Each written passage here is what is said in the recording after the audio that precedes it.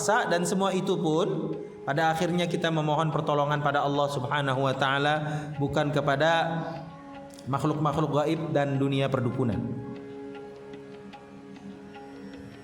Nabi sallallahu alaihi wasallam mengharamkan kaum muslimin untuk berinteraksi dengan dunia perdukunan. Kata beliau sallallahu alaihi wasallam, man ata kahinan, barang siapa mendatangi dukun, faqad kafara, telah kafir, bima unzila ala Muhammad, atas apa yang diturunkan kepada Muhammad sallallahu alaihi wasallam. Dalam artian Al-Qur'an, dalam artian hadis, dalam artian Islam itu sendiri. Ini dia sudut pandang Islam yang sangat tegas tentang dunia perdukunan ini. Umat atau bangsa yang paling suka berinteraksi dengan dukun dan perdukunan ini adalah orang-orang Yahudi.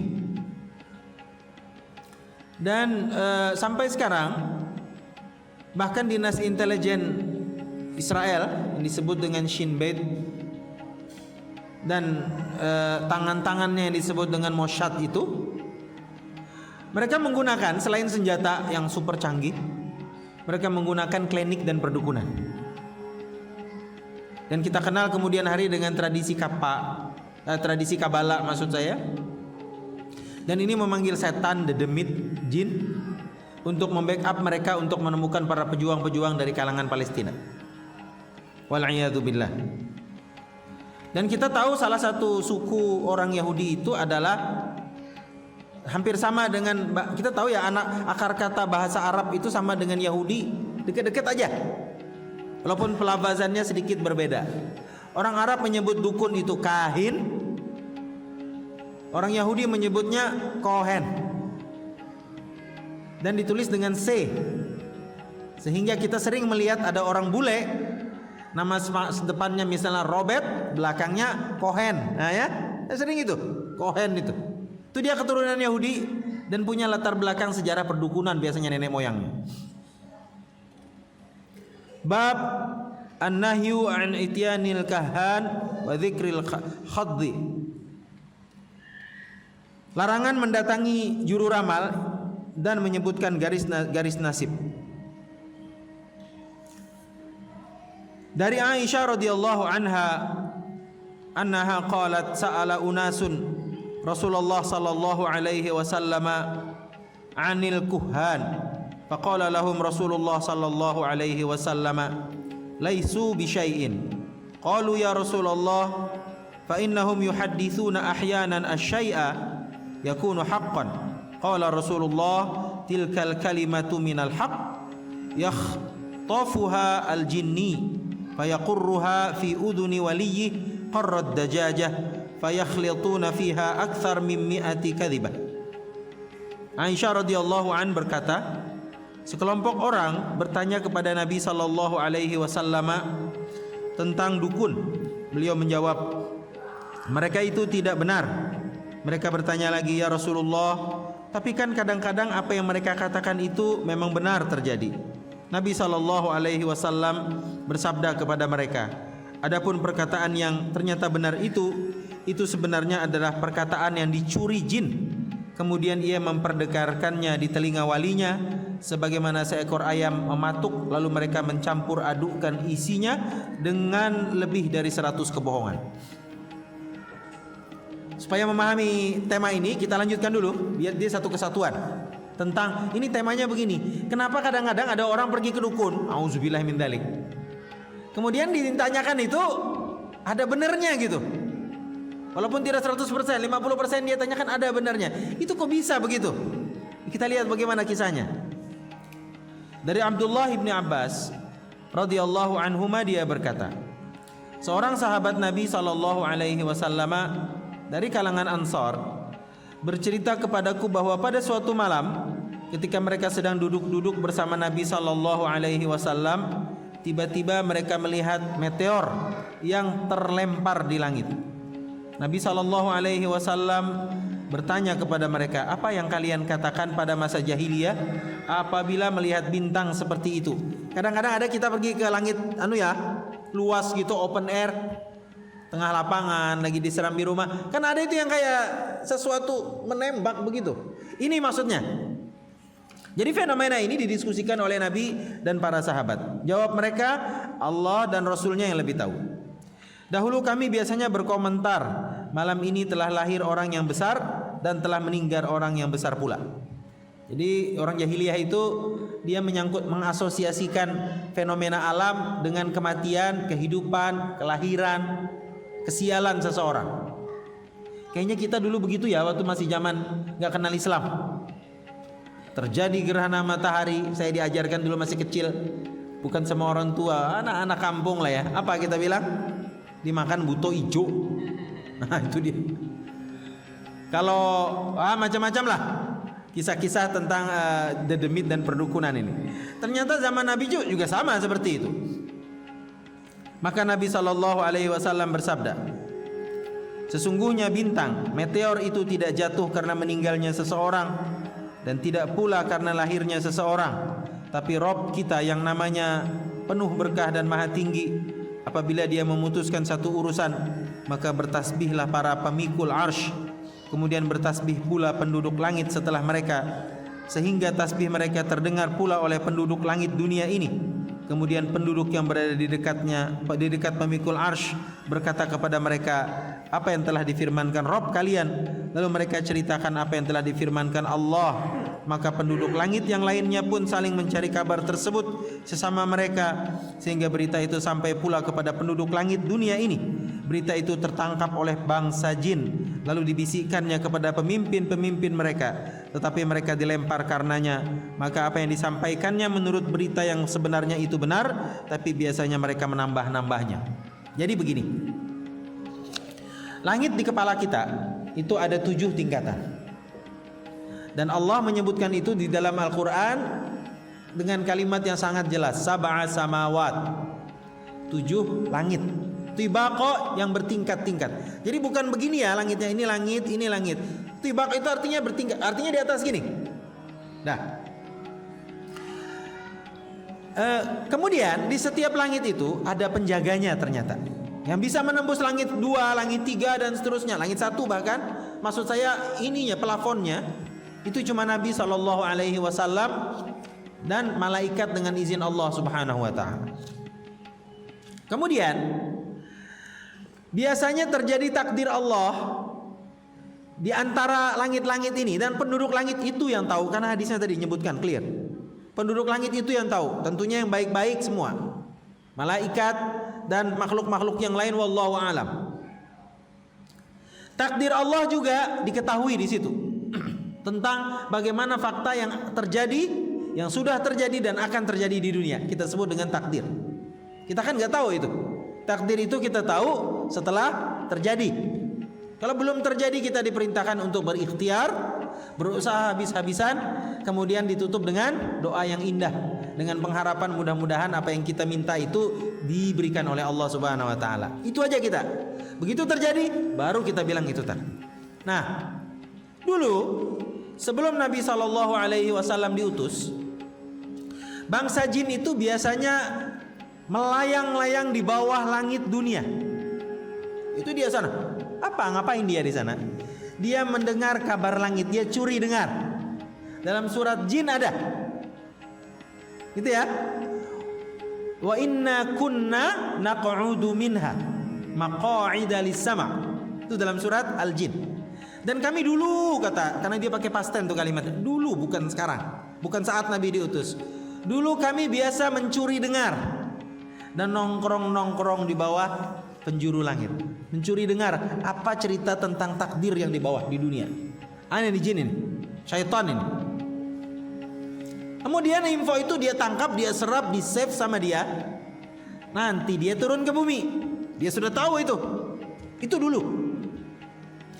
Siapapun yang datang ke dia, dia menganggap dirinya si maha tahu. Nah itu dia, lihat manusia digelincirkan oleh iblis dan syaitan laknatullahi alaih. Kemudian apapun yang terjadi ditanyakan sama dukun itu, dia kolaborasi ini. Makanya kita dulu ada istilah ya, perjanjian dengan apa? Perjanjian dengan gaib, perjanjian dengan dukun. Nah pinter lah TV kita ini bikin film-film kayak gitu. Ya itu dia, bikin janji dan seterusnya. Kamu kasih saya sekian, saya itu biasa itu di dunia hitam. Nah kemudian apapun yang ditanyakan oleh pasien, yang orang datang, orang sakit, orang kehilangan apa, ingin cepat kaya, ingin dan seterusnya, maka dia datang ke orang-orang. Dan yang disampaikan ini ada benernya, tapi kemudian Nabi katakan ditambah-tambahnya dengan kebohongan. Sini kata beliau, isinya ada benernya, tapi ditambahkan dengan 100 kebohongan. Jadi benernya cuma 1, sisanya bohong semua. Bote-bote aja. Baik hadirin rahimakumullah. Pada suatu hari, jin yang merasa di atas angin ini, karena dia sudah dipuja oleh para dukun dan manusia yang memujanya, mencoba lagi untuk dengar, naik ke langit. Karena infonya habis sudah, naik lagi ke langit, nggak bisa lagi. Mereka kemudian mencari tahu ini kenapa ini. Karena setiap mau manjat langit, ada panah dari berbagai macam penjuru membidik tepat kena dia. Jadi takut sudah nggak bisa lagi. Dan info ini getok tular ke semua kalangan jin yang berusaha mencuri dengar itu. Ini fakta ilmiah ini. Walaupun di mata nalar kita rasional gaib bingung ya, tapi ini ceritanya begitu dalam Al-Quran dan dalam hadis Nabi SAW. Mereka cari tahu ternyata Nabi SAW sudah diutus. Gak bisa lagi kita mendengar cerita dan info takdir di langit. Kemudian mereka menceritakan itu dalam surat jin juga, lanjutan dari ayat tadi. Faman yastami'il an. Dan sekarang kalau kita mau coba-coba dengar info langit, yajid lahu shihabar rasada. Dia akan menemukan panah api yang membidik ke sisi kami. Gak bisa lagi sudah. Udah putus infonya. Jadi yang kalau sekarang ini ada orang pergi ke dukun, dia masih ada memberikan sedikit kebenaran itu, sisanya kebohongan. Itu adalah sisa-sisa info purbakala tentang masalah yang ditanyakan. Itu kan urusan takdir ya, takdir masa depan dan seterusnya. Jadi masih nyangkut itu, ada stoknya masih, cuma menipis dan dicampur dengan segala macam kisah-kisah kebatilan. Wallahu a'lam bishawab. Itu cerita tentang masalah yang berkaitan dengan dukun. Karena itu Islam menyatakan bahwa bukan seperti ini kita menyelesaikan masalah. Dan hadirin rahimakumullah, orang suka dengan dukun ini confirm dah dia bermasalah secara keislaman. Apa sebabnya? Coba perhatikan apa yang saya nggak pernah ke dukun, amit-amit. Tapi diskusi dengan orang yang pernah berinteraksi dengan dukun dan mantan dukun. Dia bilang begini, dukun itu nasihatnya baik-baik aja. Ya orang kalau nggak kenal Islam ya baik-baik. Pertama dia akan nanya apa maharnya. Dia nggak bilang bayarannya. Apa maharnya? Maharnya biasanya duit sekian juta, tergantung anunya, objek yang dia perlukan. Kalau urusan politik masuk juga ke sini. Nomor berapa mas? Nomor sepatu? Nomor 1 apa nomor urut maksudnya? Anda yang main di politik tahu ini. Oh ya sudah, di terawangnya nanti gitu. Bayarannya tentu lebih mahal. Ini kalau begini, yang biasanya orang awam lah yang begitu. Kemudian dia akan memberikan syarat-syarat. Syarat-syaratnya diantaranya adalah, misalnya nih ya, coba usahakan selama Anda mengamalkan apa yang saya kasih, nanti dia ngasih-ngasih nanti, supaya tidak bersentuhan dengan air ya kurang lebih 10 hari deh. Apa maksudnya? Tidak menyentuh air selama 10 hari. Dia mau bilang apa sebenarnya? Dia mau bilang Anda jangan sembahyang 5 waktu. Sembahyang 5 waktu perlu air. Dan kita nggak bisa mencari alternatif debu kalau masih ada air. Walaupun orang bilang oh ya bisa tayamum, nggak bisa, ada air. Kenapa kamu tayamum? 2, kita nggak boleh junub. Kalau junub cari air. Nah kan? Ini pintar dimuter gitu. Terus fakta yang lain, di dukun-dukun sekarang ini dia keren. Dia nggak mau dibilang dukun. Dia maunya dibilangnya dengan istilah-istilah yang agak milenial lah. Dukun berdasi kupu-kupu. Ketemu dukun dasi kupu-kupu. Tampilannya begitu, tidak hitam lagi, ceria. Dan biasanya nama-namanya penasehat spiritual, guru ruh, orang pintar, dan semua nama-nama yang kelihatannya tidak ada berhubungannya dengan dukun. Dan di padepokan apalah dia semua. Nah, itu dukun. Nah, kita nggak bisa yang seperti ini. Kalaupun ada masalah misalnya, ini lagi yang sering terjadi. Orang kerasukan jin dengan satu dan lain hal. Kemudian biasanya orang ini bingung karena memang kadang-kadang satu keluarga itu kalau sudah anggota keluarganya atau rekannya atau relasinya kerasukan jin, dia kan akan memanggil seseorang atau sesuatu berdasarkan yang dia pahami kan, atau siapa yang merekomendasikan. Kalau yang merekomendasikan tidak kenal Islam, ya dia bilang tuh ada orang pintar, panggil. Ternyata dirapal dengan mantra-mantra, tambah betah jinnya di dalam sana. Keluar sebentar, perjanjian dengan setan. Keluar, ya dia bilang Ces, aku akan keluar sebentar. Kayaknya jinnya balik papan ini, ada Cesnya. Dia bilang Ces, aku keluar sebentar 1 bulan. Oke, kata dukun, keluar. Biar kelihatan hebat dia. Nanti setelah itu si CS ini masuk lagi 1 bulan. Ada ceritanya begitu, Ustadz di balik papan cerita. Nah, apalagi ketika kita mau tahu nih ya, ini orang peruqyah bener atau dukun gini, kita nggak tahu. Sudah pernah saya sampaikan kuncinya. Bapak-bapak dengarkan apa yang dia baca, jangan ditinggal. Nanti dia bilang sudah bapak-bapak, oh jangan, nggak bisa. Apalagi ini istri, apalagi ini perempuan misalnya, laki-laki jangan ditinggal, supaya kita dengarkan yang dia sampaikan itu betul-betul ruqyah. Ruqyah itu cuma 2, dari ayat-ayat Allah Subhanahu wa taala, yang kedua dari hadis-hadis Nabi sallallahu alaihi wasallam. Jadi pastikan itu kalau ingin dicatat. Yang kedua, pastikan dia membaca mulai dari awal sampai akhir ruqyah, lafaznya kedengaran ke telinga kita. Lafaznya jelas kedengaran ke telinga kita. Kalau di awalnya jelas Alhamdulillahirabbil alamin Ar-Rahmanir Rahim Maliki Yaumiddin, nah terus jelas, belakangnya Pak Ustadz, dia biasanya Ustadz juga, dia nyaringkan suaranya, saya mau dengar juga gitu ya, biar nggak tersinggung, biar sama-sama kita ya, supaya kita tahu ini benar enggak. Dan bagaimana mungkin si objek yang diruqyah itu kan dia akan bereaksi kalau dia mendengar ini nggak apa gitu. Nah ini dia. Dan setelah itu juga perhatikan pasca dari proses pengobatan tadi. Kalau nasihat-nasihat yang dia berikan mengajak si pesakitan tadi untuk tambah dekat dengan Allah, yang belum berjilbab suruh jangan pernah buka jilbab. Yang di rumahnya kebanyakan pajangan foto, yang patung sana patung sini, ini pinggirkan dah. Duh. Sholat tepat waktu, jangan suka ngelamun, baca Quran, gitu ya. Kalau ada buntelan dan ini dibuang aja. Kemarin malam saya nonton di Facebook. Di mana itu acara? Trans TV apa ya? Apa net itu? Jadi si ustadz ini dia meruqyah suami istri yang aktif di dunia perdalangan. Dalang wayangan. Bininya sinden. Yang ngiringi dalang itu. Begitu diruqyah, lama nggak punya anak nih suami istri. Dan suka cekcok berdua ini. Kalau sudah cekcoknya matanya membara. Main anu aja. Dan kekuatan dua-duanya tiba-tiba jadi super. Si istri hebat gitu, berkelahi.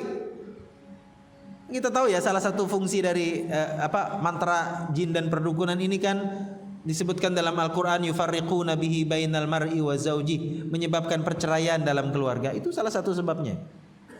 Kemudian diruqyah, apa yang terjadi? Tiba-tiba si suami gayanya berubah.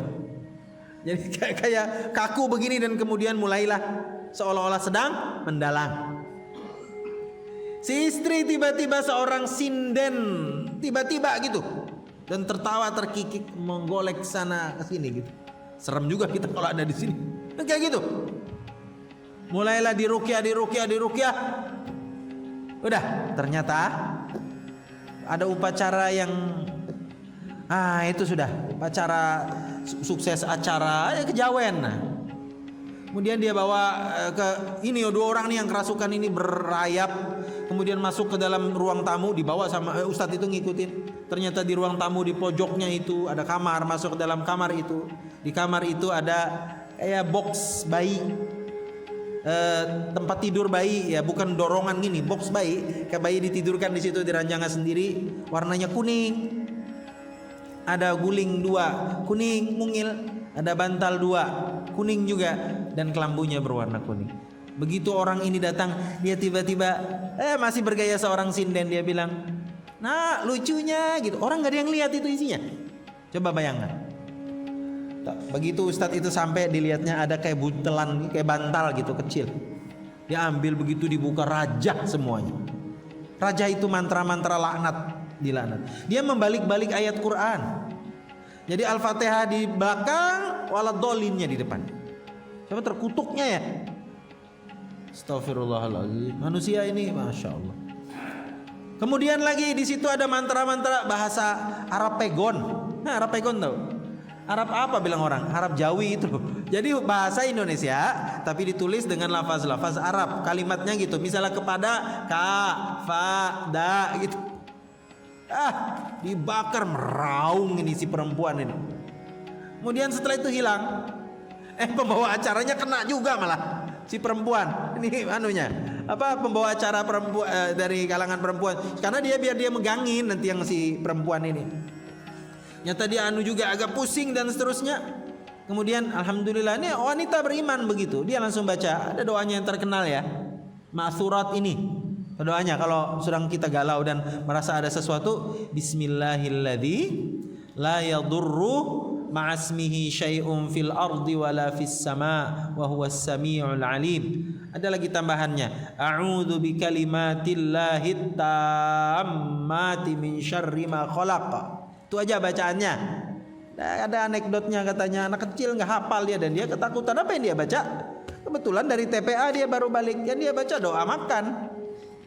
Karena nggak hafal lagi, orang ketakutan. Dia baca apa? Allahumma barik lana bima razaqtana wa qina adzabannar. Tapi katanya setannya tambah ketakutan, katanya kenapa aku mau dimakan.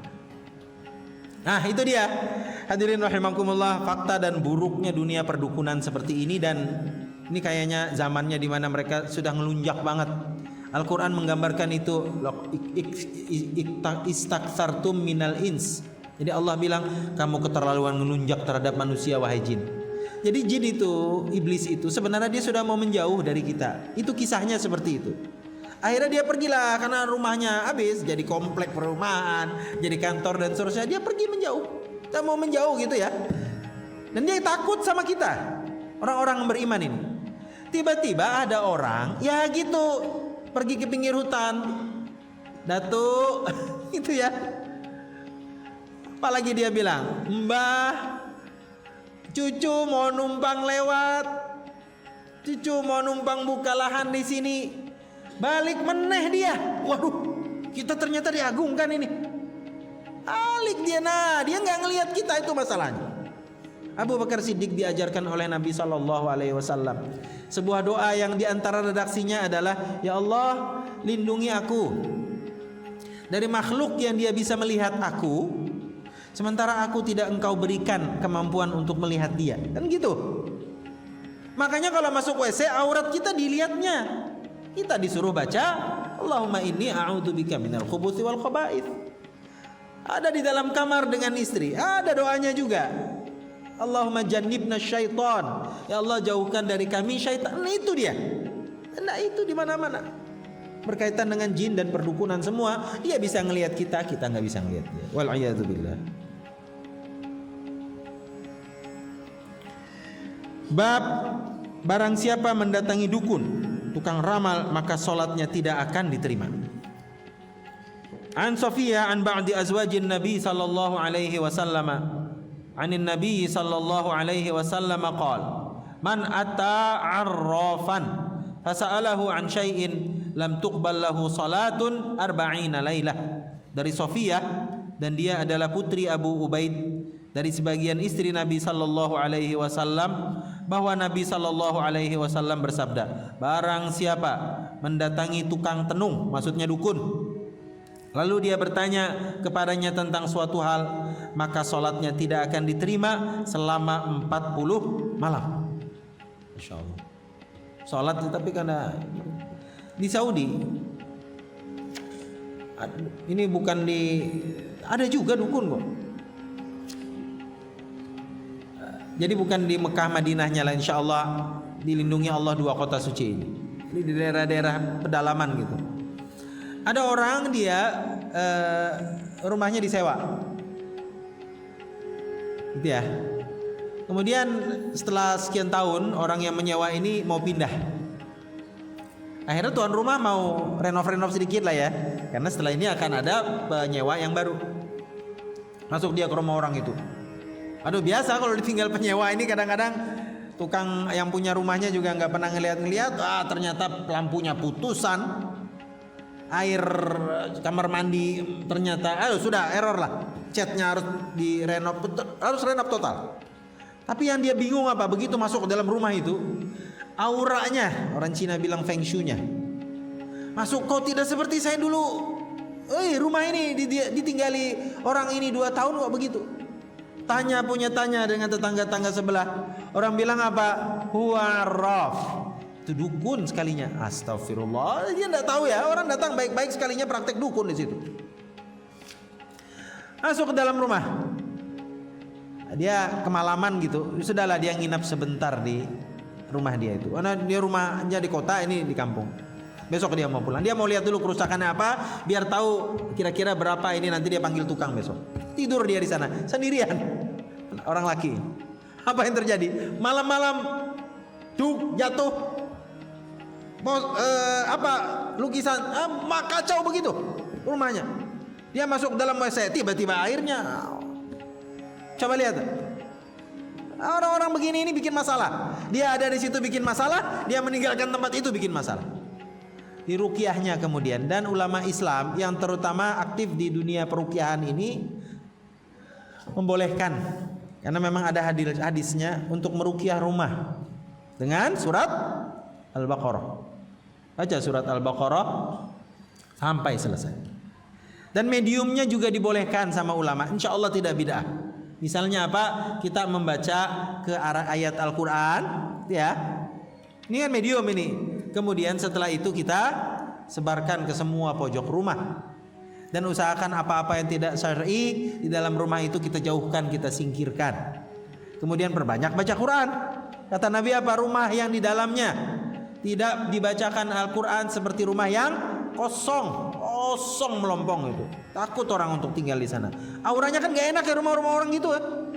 Cobalah, gak usah ke rumah, kita pergi ke sebuah tempat yang dominan non muslim dan banyak menyembah berhala. Apa situ ada? Kayaknya gak enak kita orang-orang beriman itu. Apalagi kita beli belanja di satu tempat, makanan, restoran. Nah, perhatikan bapak-bapak yang mungkin mainnya di dunia kuliner ini, atau suka wisata malam kuliner. Kafe sana, ini anak-anak muda, kafe sini, nasi goreng sana, mie goreng sini, ya gitu kan. Hati-hati, coba lihat restoran-restoran kita. Pilih-pilihlah kalau mau belanja. Nah, semuanya yang enak itu betul-betul enak. Kalau dia pakai pesugihan gimana? Ya, lihat dulu ini apa, ini ada saya pernah ceritakan di sini ya. Yang itu saya beli nasi goreng sama anak saya dulu. Nah, sekalinya saya lihat, loh, kok ada buntelan nasi goreng sudah dibungkus 2. Apa yang kita lalu? Aduh, sudah, jangan dilanjutkan makan itu. Kalau orang-orang beriman kalau makan begitu dikasih Allah apa ya?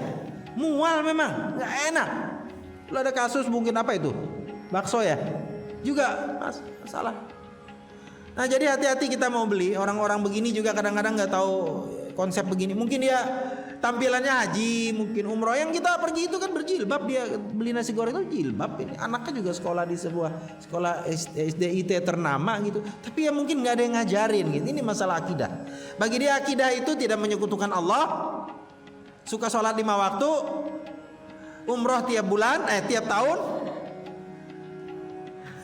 Gitu aja kan, malam Jumat Yasinan, beres. Itu konsep tauhidnya masyarakat awam kita. Sampai di sini oke gitu. Tapi ayo kita pahamkan tentang masalah perdukunan ini, bahwa ini juga diharamkan oleh Allah dan Rasul sallallahu alaihi wasallam.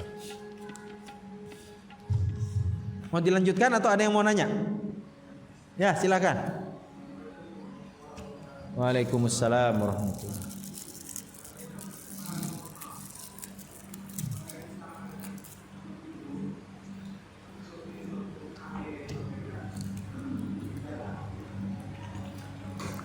Itu nama yang keren aja gitu. Nama yang keren untuk dukun. Ya sebenarnya dukun juga. Kalau di dunia barat apa istilahnya? Ada istilah sendiri. Dan itu di TV apa ya? Itu ada itu. Dia pergi ke kastil-kastil kuno di Inggris. Kemudian dia merapal sesuatu. Dia bilang ada dekat saya katanya. Saya melihat ada aura yang ini. Semua sama aja. Dan itu dilarang oleh Islam. Kalau orang tetangga sebelah pakai itu susah juga kita mau kan lakum dinukum waliyadin gitu. Tapi dalam Islam seperti itu. Jadi diceritakan ada di Amerika non muslim kerasukan jin. Karena biasa mereka begitulah dunianya. Jadi non muslim kerasukan jin. Dipanggillah seorang agamawan mereka untuk merapal, jampe-jampe, memantrai orang itu. Dalam tradisi keagamaan mereka. Apa biasanya pakai? Ya simbol-simbol agama tetangga sebelah begini dia. Ya Mas Priyo tahu ya begitu. Ya gini dulu. Gitu. Supaya keluar. Apa bahasa anunya Inggrisnya? Exorcism. Ya, nah itu dia. Oh gini. Nggak keluar juga. Malah menggelepar-gelepar itu si pasien ini. Akhirnya ada orang Islam, ya bukan ustadz juga bukan, tapi kan kita secara umum tahu azan, tahu surat-surat 3 trikul itu, ayat kursi. Orang Islam itu kan standarnya itu ya. Walaupun dah nyantri apa, tapi disuruh ayat kursi tahu lah kira-kira. Terus plus apa? Yasin lah. Yang suka yasinan, dia hafal luar kepala tapi suruh baca nggak tahu. Nah hafal luar kepala. Nah itu dia orang India kan banyak kan di Eropa, di Amerika itu orang-orang Amerika turunan India. Dipanggil, ini kenapa ini dia lihat ribut di rumah itu orang pada larian semua keluar, tinggal pasien dengan si agamawan tadi yang ketakutan gitu. Ya kemudian dia masuk ke dalam, apa yang dia lakukan? Alah ini mah gampang katanya. Dia bilang apa? Stay cool. Ayo cool dulu. Baru yang dia takut juga anda biasa. Kemudian dia mulai membaca Al-Fatihah. Apa yang terjadi? Pasien tuh bukan tambah kalem, ngelihat begini langsung mati. Bingung juga kita kalau dilototin kayak gitu ya. Kemudian karena takutnya si orang ini dia azan, Allahu Akbar, Allahu Akbar. Tapi betul, bukankah Nabi yang bilang, syaitan akan lari terbirit-birit sambil mengeluarkan kentut angin, meninggalkan tempat di mana sumber suara azan. Jadi kalau ada azan di masjid tiba-tiba pada pergian bermotoran semua, dia main futsal, jangan-jangan itu setan. Orang harusnya ke sini dia malah no. Ini bukan no gitu. Nah itu dia. Jadi seperti itu. Mulai diam kemudian dia baca ayat kursi, mungkin dia pernah tahu juga gitu diajarin sama ustadz yang dia lihat di TV apa. Dia bacakan di sini ayat kursi. Alhamdulillah ditambah dengan qul huwallahu ahad, qul a'udzu birabbil falaq, qul a'udzu birabbin nas. Selesai sudah. Ya lihat. Wallahu alam gimana akhirnya apakah orang ini masuk Islam? Tapi itulah ya ampuh Islam ini, mujarab Islam ini. Lebih bagus dan tentunya seperti itu dibanding cara pengobatan dari orang-orang tetangga sebelah itu. Wallahu alam bishawab. Ya, ini dulu untuk hari ini. Mudah-mudahan kita terlindung dari godaan syaitan dan perilaku syirik yang dilaknat oleh Allah dan Rasul sallallahu alaihi wasallam. Pekan depan kita akan membahas tentang ular. Nah, ini dia. Ini masalah ular ini. Dan bagaimana cara kita berinteraksi dengan ular. Ini menarik karena saya punya pengalaman bareng dengan satpam di situ tentang ular yang masuk ke rumah saya dan bagaimana Islam mengajarkan kita berinteraksi dengan ular. Kemudian lagi tentang binatang-binatang melata lainnya seperti kalajengking, kemudian tikus, cicak dan pahala membunuhnya. Kemudian juga bagaimana kita memperlakukan semut, boleh dibunuh, dibakar atau sebagainya. Itu jawabannya tunggu di pertemuan yang akan datang pada kesempatan yang sama. Aqulu qouli hadza wa astaghfirullahal azim. Subhanakallahumma wa bihamdika asyhadu an la ilaha illa anta astaghfiruka wa atubu ilaik. Wassalamualaikum warahmatullahi wabarakatuh.